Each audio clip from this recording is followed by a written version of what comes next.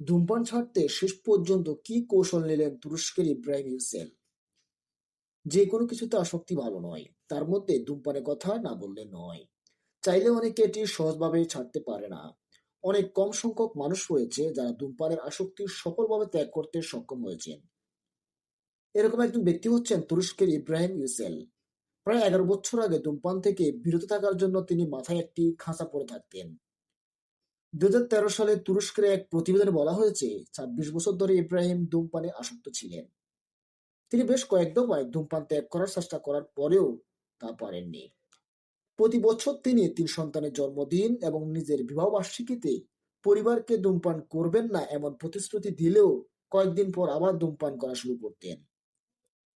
ধূমপান থেকে স্বামীকে কিভাবে বিরত রাখা যায় সেজন্য ইব্রাহিমের স্ত্রী তার মাথায় একটি খাঁচা পরিয়ে দিতেন।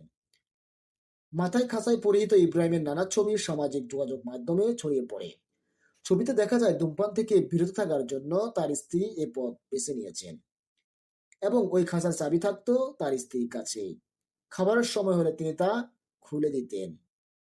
বিশ্ব স্বাস্থ্য সংস্থার তথ্য মতে ধূমপানের কারণে প্রতি বছর 80 লাখ মানুষের মৃত্যু হয়। কেউ ধূমপান করার সময় তার আশেপাশে থাকা মানুষের উপর ধূমপানের খারাপ প্রভাব পড়তে থাকে।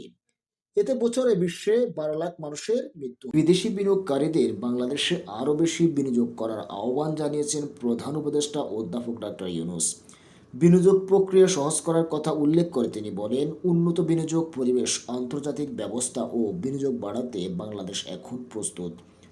প্রধান উপদেষ্টা প্রেস সচিব শফিকুল আলম জানান, বিশ্ব অর্থনীতি ফোরামের বার্ষিক সম্মেলনে ডাক্তার ইউনূস একাধিক সরকার ও রাষ্ট্রপ্রধান এবং বিশ্ববিখ্যাত বিভিন্ন কোম্পানির নির্বাহীদের সঙ্গে বৈঠক করেছেন। যুক্তরাষ্ট্র, তুরস্ক, চীন সহ বিভিন্ন দেশের বিনিয়োগকারীদের সঙ্গে তিনি নিয়মিত কথা বলছেন।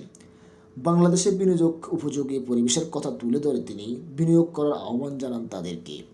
বিপুল সংখ্যক তরুণ জনগোষ্ঠীর কারণে বাংলাদেশে একটি রপ্তানি কেন্দ্র হয়ে ওঠার সম্ভাবনা তৈরি হয়েছে বলে জানান তিনি।